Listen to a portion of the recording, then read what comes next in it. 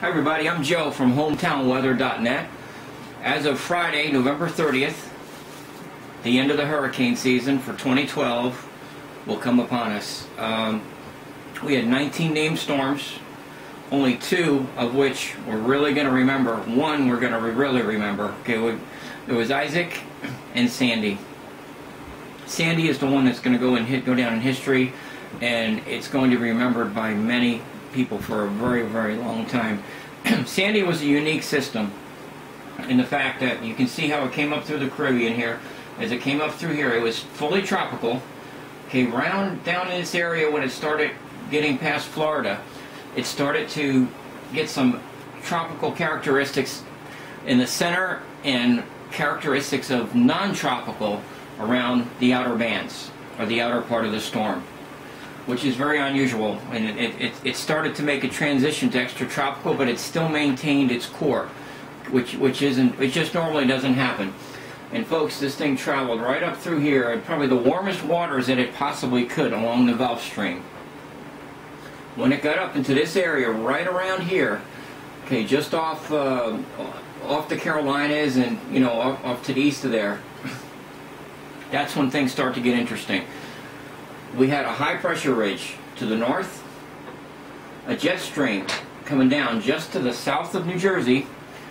Okay, those two things combined to steer this storm in an unprecedented fashion directly into the coastline of New Jersey. Folks, this storm had nowhere to go. It had no choice. It had to go the way it went. It's never happened in history. It may never happen again. But when it did make that turn, that is what made the difference with the type of destruction and the damage that we saw on the East Coast. As it came in on a direct beeline straight into the coast, it brought with it the water, the wind, the waves, and basically, guys, it was like a tsunami when it came in. It came in at absolutely the worst time that it could possibly have happened. It was astronomical high tides to begin with. Okay, it was right at high tide.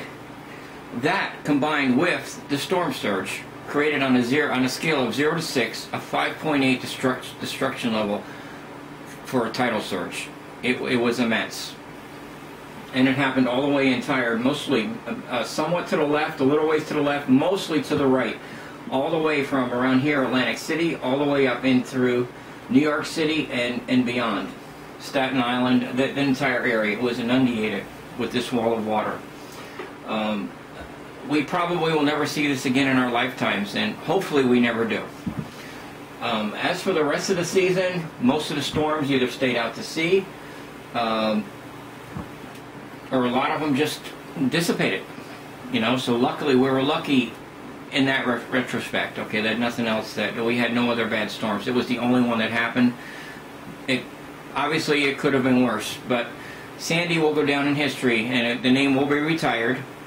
There will be no other storms will be called Sandy, because of the type of destruction that it brought upon us. Next year,